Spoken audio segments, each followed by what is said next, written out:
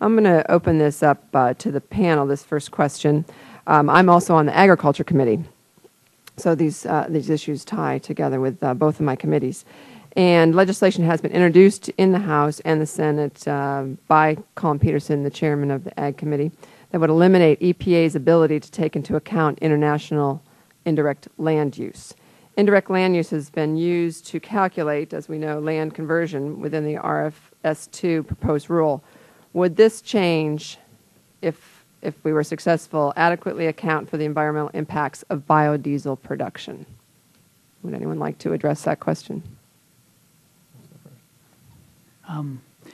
Could you repeat that one more time? The Colin Peterson has introduced legislation that's going to that would eliminate the EPA's ability to take into account international indirect land use. And I'm just wondering if that change happens, would that change adequately account for the environmental impact of biodiesel production? I think it would be probably be a good start, at least. I guess our concern is that if we open up the law or the rules, what other changes might happen that would be detrimental to the biofuels industry. We think with the right definition of indirect land use internationally, there's probably not a problem with soy biodiesel, but it would be a help as long as we don't, when we open up the bill or open up the rules, that we don't make other changes that are detrimental. Have any thoughts on what that definition should be? I think if they are realistic about what really happened in the industry in South America, particularly since the biodiesel has been expanding in the United States, if they use that information, it would be a whole different story about indirect land use. And another thing, how do you extrapolate into 2022 what we're going to plant or what they're going to plant?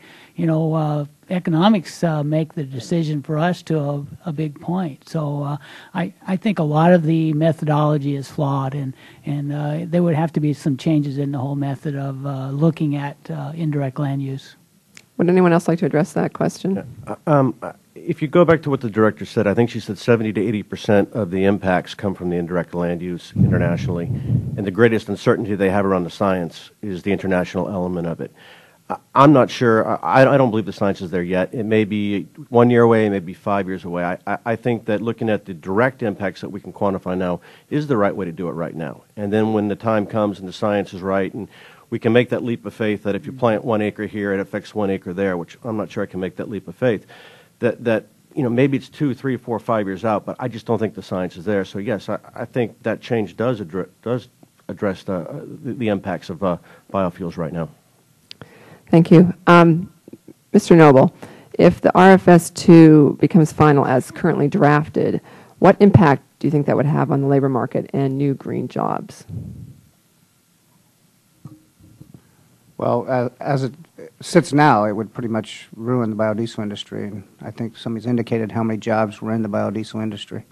Would that close down your plant, basically?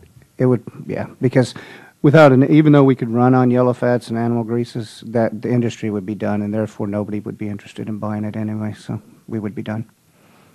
Of course, this industry has generated state and tax revenues, and what can we expect, do you think, that the impact would be then on the U.S. Treasury and state budgets?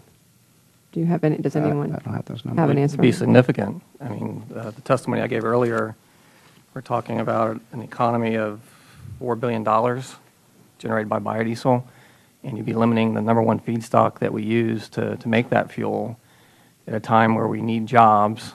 What I got out of it this morning from the first hearing was it was their best guess efforts to this process. And I think trying to apply that thinking to something that's so good for this country, creating jobs, green energy, shovel-ready, energy independence, I think that's the wrong approach to be using best guess efforts on eliminating something so good. Mr. Gasser, do you want to comment on that? Yeah, the information that ASA has would be $866 million in tax revenue to the federal government. $866 million. To the U.S. Treasury? Yeah. Okay, thank you. Mr. Buffalis, you indicate that you expect small producers will fail this year without help. How long do you believe they can survive without a renewable fuel standard? I think quite a few have probably already gone under. I know in the Houston area, we're probably the only one of 5 running right now. It really depends on how much money they have, but basically we're all burning cash. We're just sitting there spending money and not doing very much. So if this goes beyond or well into the fourth quarter, I think most of the industry will end up failing. Would an emergency RFS issued by EPA for biodiesel help you survive at this point? Immensely. That would get the customers back. That would get Major Oil to start buying the product, and we'd all be back in business. Thank you. I'll now recognize